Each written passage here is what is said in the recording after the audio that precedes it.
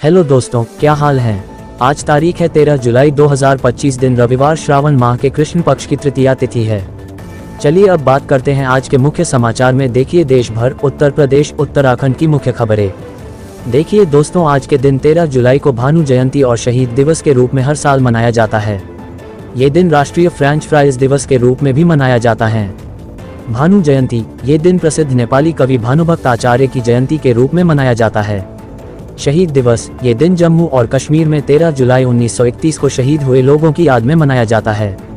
राष्ट्रीय French fries दिवस ये दिन फ्रेंच फ्राइज के सम्मान में मनाया जाता है। आइए नजर डालते हैं आज की सबसे बड़ी और खास खबरों पर।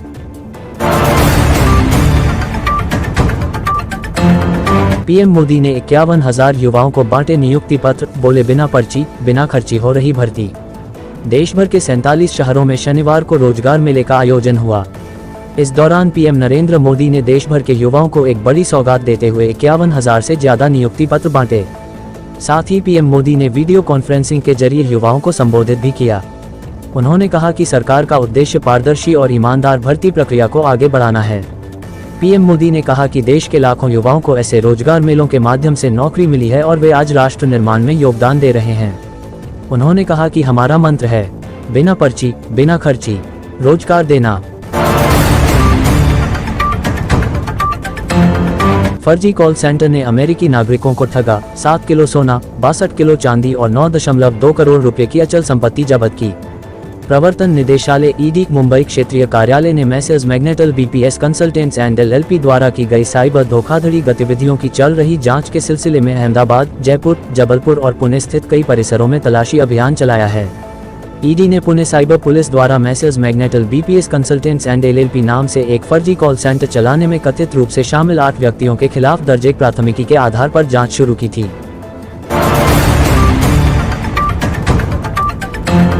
आईआईएम कोलकाता में महिला से दुष्कर्म, आरोपी को 19 जुलाई तक पुलिस हिरासत में भेजा गया। कोलकाता की एक अदालत ने शनिवार को भारतीय प्रबंधन संस्थान कलकत्ता के एक छात्र को परिसर में एक महिला के साथ दुष्कर्म के आरोप में 19 जुलाई तक पुलिस हिरासत में भेज दिया। आरोपी को महिला की ओर से हरिदेवपुर पुलिस स्टेशन में दर्ज कराई गई प्राथमिकी के आधार पर गिरफ्तार किया गया था।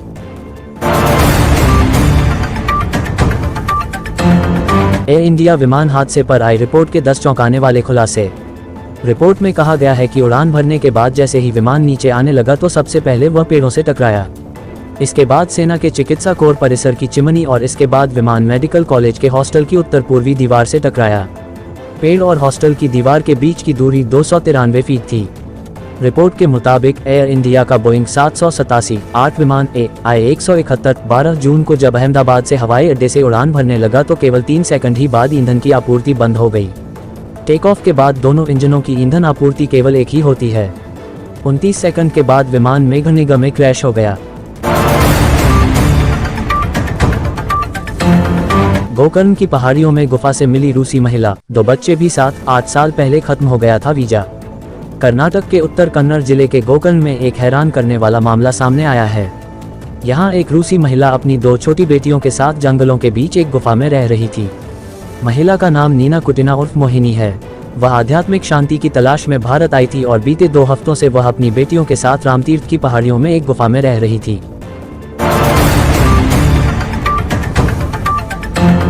सोनम मायके में छोड़ गई थी गहने, अब राजा के परिवार ने मांगे वापस। शादी के 11 दिन बाद राजा रघुवंशी की हत्या करने वाली सोनम रघुवंशी जेल में है। उसके परिजनों ने राजा के परिवार को गहने लौटा दिए हैं। सोनम को शादी में मंगलसूत्र के अलावा सोने का हार, चूड़ियां और अंगूठी सहित अन्य आभूषण राजा के परिजनों ने दिए थे। पुलिस और पंचायत की मौजूदगी में गहने वापस लौटा दिए गए हैं। हालांकि मंगलसूत्र और अंगूठी अभी शिलोन पुलिस के पास है। पुलिस लौटाएगी तो परिजन भी उसे वापस दे देंगे। उधर भी राजा को महंगी कार और कैश दिया गया था, हालांकि उसे सोनम परिजनों ने नहीं मांगा है। सोनम के पिता का कहना है कि हमने बेटी को दान दिया था, वह हम वापस नहीं ले सकते हैं। पायलट की गलती साबित करने की हड़बड़ी, पायलट्स एसोसिएशन का दावा, रिपोर्ट लीक करने का आरोप लगाया गया। Airline pilots association of India ने कहा, रिपोर्ट बिना किसी जिम्मेदार अधिकारी के हस्ताक्षर या जानकारी के मीडिया में लीक कर दी गई। जांच में पारदर्शिता का अभाव है क्योंकि जांच पूरी तरह से गोपनीयता में लिपटी हुई है। इससे विश्वसनीयता और जनता का विश्वास कम होता है। योग्य अनुभवी कर्मियों खासकर लाइन पायलटों को अभी भी जांच दल में शामिल नहीं किया जा रहा है।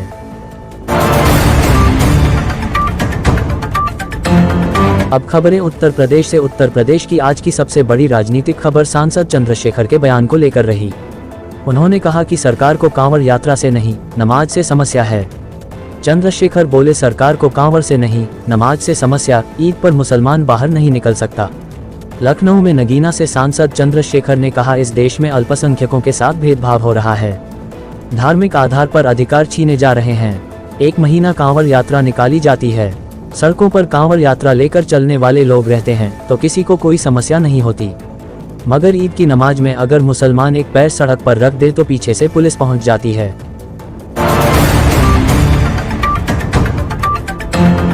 कानपुर सीएमओ विवाद में नया मोड़, डॉक्टर हरिदत्त नेमी के खिलाफ जांच शुरू। कानपुर के सीएमओ रहे डॉक्टर हरिदत्त नेमी मामले में नया मोड़ आ गया है। एक तरफ हाईकोर्ट ने उनका निलंबन आदेश रद्द कर दिया है तो दूसरी तरफ उन पर लगे आरोपों की जांच के लिए जांच अधिकारी नियुक्त कर दिया गया है। स्वास्थ्य विभाग के निदेशक प्रशासन पूरे मामले की जांच करेंगे। योगी बोले, छांगुर ने धर्मांतरण के रेट तय कर रखे थे, विदेश से हुई 100 करोड़ की फंडिंग। सीएम योगी ने छांगुर बाबा का नाम लिए बिना कहा बलरामपुर में संगठित तरीके से धर्मांतरण किया जा रहा है। इसमें ब्राह्मण, राजपूत, सिख, पिछड़े और अनुसूचित जाति के लोगों का धर्म बदलने के लिए अलग अलग रेट तय किए थे। वह शनिवार को गुरु तेग बहादुर के शहीदी दिवस पर मुख्यमंत्री आवास पर आयोजित कार्यक्रम में बोल रहे थे।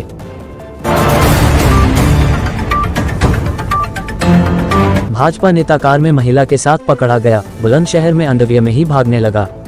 गोंडा में भाजपा नेता महिला के साथ आपत्तिजनक हालत में पकड़ा गया। अनुसूचित जाति मोर्चा के जिला मंत्री राहुल वाल्मीकि को लोगों ने कार में एक महिला के साथ पकड़ लिया। वह अंडरवियर में भागने लगा। मोबाइल कैमरे के सामने लोगों के पैर पकड़कर माफी मांगने लगा। कहा, वीडियो मत बनाओ, मुझे जाने दो। इस दौरान शादीशुदा महिला दुपट्टे से अपना चेहरा छिपाती रही। 65 साल की दादी को कांवड़ से ले जा रहे पोते बारी बारी उठाते हैं, बोले मां के चरणों में चारों धाम। यूपी में कांवड़ यात्रा चल रही है। देश भर के कांवड़िए हरिद्वार से गंगाजल लेकर अपने जिलों के शिव मंदिरों में चढ़ाने के लिए निकल पड़े हैं। इन कांवड़ियों में हरियाणा के बहादुरगढ़ में रहने वाले 2 सगे भाई भी हैं। दोनों अपनी 65 साल की दादी को कांवड़ में बैठाकर हरिद्वार से 280 किलोमीटर दूर बहादुरगढ़ के लिए पैदल निकले हैं। इसके एक पलड़े में दादी और दूसरे में भगवान शिव की प्रतिमा है।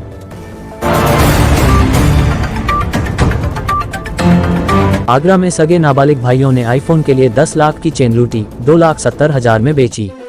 आगरा में 2 सगे भाइयों ने आईफोन खरीदने के लिए पार्क में घूम रहे आलू व्यापारी की चेन लूट ली। इसके बाद 10 लाख की चेन 2,70,000 रुपए में एक सुनार को बेच दी। पुलिस ने व्यापारी की शिकायत पर घटनास्थल के आसपास लगे सीसीटीवी खंगाले। इसमें 2 नाबालिग चेन लूटने के बाद बाइक पर भागते दिखे। पुलिस ने बाइक के नंबर से आरोपियों का पता लगाया। मुरादाबाद में 20 फीट गहरे कुएं में गिरा तेंदुआ, दहाड़ सुनकर ग्रामीण पहुंचे, 4 घंटे बाद निकाला गया। मुरादाबाद में तेंदुआ खेत में बने 20 फीट गहरे कुएं में गिर गया।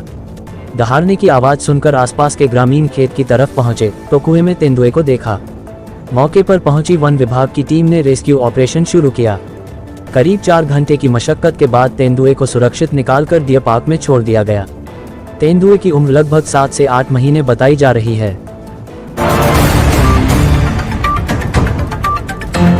अब आगे की खबरें उत्तराखंड से। उत्तराखंड की सबसे बड़ी खबर, वकीलों की ड्रेस में सिर्फ वकील रहेंगे, दलाल, मुंशी और इंटर्न नहीं, दून बार एसोसिएशन की सख्त चेतावनी। देहरादून के जिला न्यायालय परिसर या चैम्बर ब्लॉक में सफेद शर्ट और काली पैंट या कोट सिर्फ अधिवक्ता ही पहन सकते हैं। यदि कोई दलाल, मुंशी या वकालत के छात्र इंटर्न वकील की ड्रेस में नजर आए तो उन पर कार्रवाई की जाएगी। देहरादून बार एसोसिएशन ने स्पष्ट किया है कि अनाधिकृत तौर पर वकालत का कार्य करने वालों के खिलाफ मुकदमा दर्ज किया जाएगा।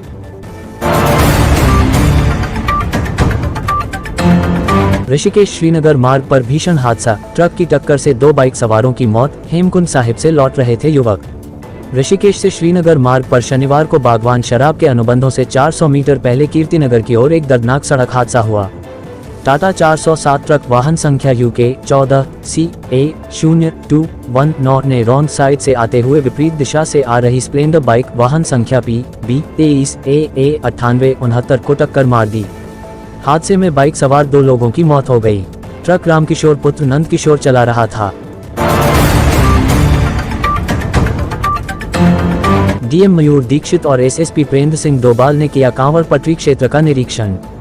डीएम मयूर दीक्षित और एसएसपी प्रेंद्र सिंह डोभाल ने किया कांवड़ पटरी क्षेत्र का निरीक्षण किया। कांवड़ यात्रा पर पहुंचे श्रद्धालुओं से सीधे बातचीत कर व्यवस्थाओं की जानकारी ली। डीएम एसएसपी ने स्वयं आधारभूत सुविधाएं चेक की। ड्यूटी पर तैनात जवानों को पूरी मुस्तैदी से तैनात रहने के निर्देश दिए। जन सुविधाओं पर भी विशेष ध्यान रखने के निर्देश दिए गए। कांवड़ लेकर जा रहे श्रद्धालुओं के बीच जमकर हंगामा, पुलिस ने मामला शांत कराकर किया रवाना। हरिद्वार के प्रेम नगर चौक से लेकर सिंहद्वार के बीच कांवड़ लेकर जा रहे शिव भक्तों के बीच जमकर हंगामा हो गया। कांवड़ियों ने आरोप लगाया कि पुलिस ने उन पर लाठीचार्ज किया है।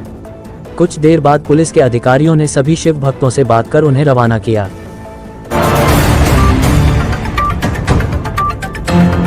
नशेड़ियों ने सरकारी गोदाम में आग लगाई, हड़कंप बुझाने में जुटे स्थानीय लोग और फायर ब्रिगेड की टीम। नैनीताल के बी डी पांडे अस्पताल के समीप सरकारी गोदाम में नशेड़ियों के आग लगाने से हड़कंप मच गया। गोदाम में आग ज्यादा फैलती है उससे पहले ही स्थानीय लोग आग बुझाने में जुट गए। स्थानीय लोगों ने दमकल विभाग को आग लगने की सूचना दी। मौके में पहुंचे दमकल विभाग के कर्मचारी आग बुझाने में जुटे रहे। स्थानीय लोगों ने कहा कि यहां आए दिन नशेड़ियों का अड्डा बना रहता है। मना करने के बाद भी लोग यह नहीं मानते हैं और उनसे लड़ने के झगड़ने पर उतारू हो जाते हैं।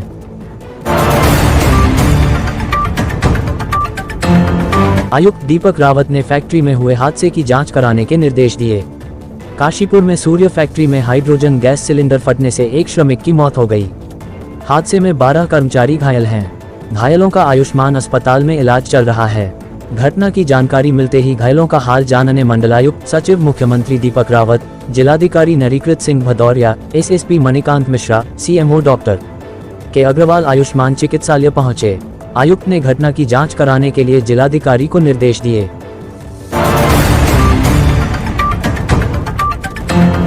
तो दोस्तों, ये थी आज की बड़ी और जरूरी खबरें। अगर ये अपडेट्स आपको पसंद आए हों तो इस वीडियो को लाइक करें और भावाधस भीम न्यूज चैनल को सब्सक्राइब करना न भूलें। मिलते हैं अगली खबरों के साथ। तब तक के लिए नमस्कार। जय हिंद, जय भारत।